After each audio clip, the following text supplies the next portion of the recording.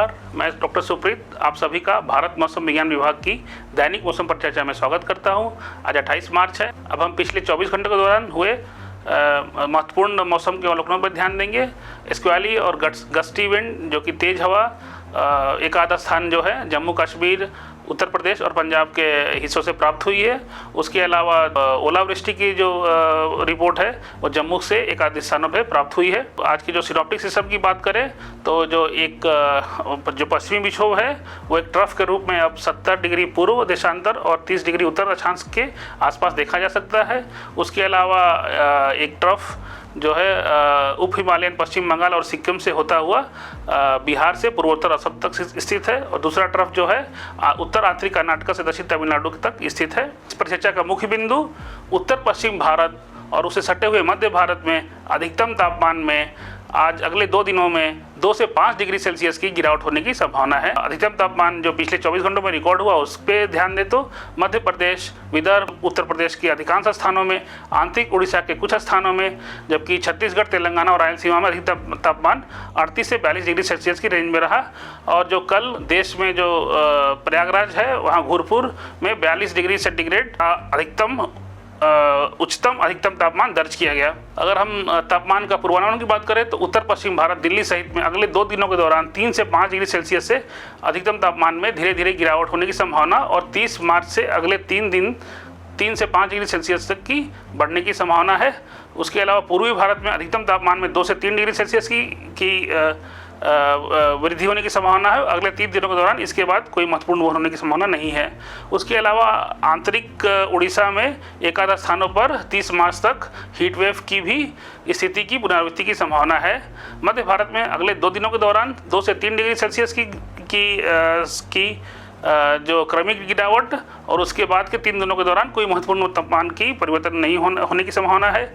महाराष्ट्र में अगले 3 दिनों के दौरान अधिकतम तापमान में कोई महत्वपूर्ण परिवर्तन नहीं, और उसके बाद से 2-3 डिग्री सेल्सियस की गिरावट होने की संभावना है। गुजरात में अगले 5 दिनों के दौरान अधिकतम तापमान में 2 से 3 डिग्री सेल्सियस की बढ़ने की संभावना व्यक्त की गई है। उसके अलावा दक्षिण प्रायद्वीपीय भारत में कुछ स्थानों पर अगले 2 दिनों के दौरान 2 से 3 डिग्री सेल्सियस से अधिक तापमान में क्रमिक वृद्धि की संभावना, और उसके बाद से कोई महत्वपूर्ण परिवर्तन नहीं होने की संभावना व्यक्त की गई है। अब हम सब डिवीजन वाइज मौसम की चेतावनी पर ध्यान देंगे।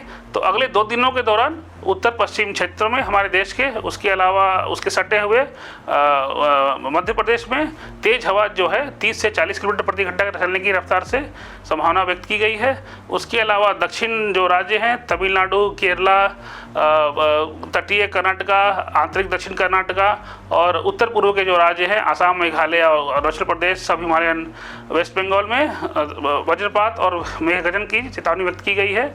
और जो उड़ीसा है, आंतरिक उड़ीसा में एक आध स्थानों पे जो हीट वेव है, उष्ण लहर है, वो चल सकती है।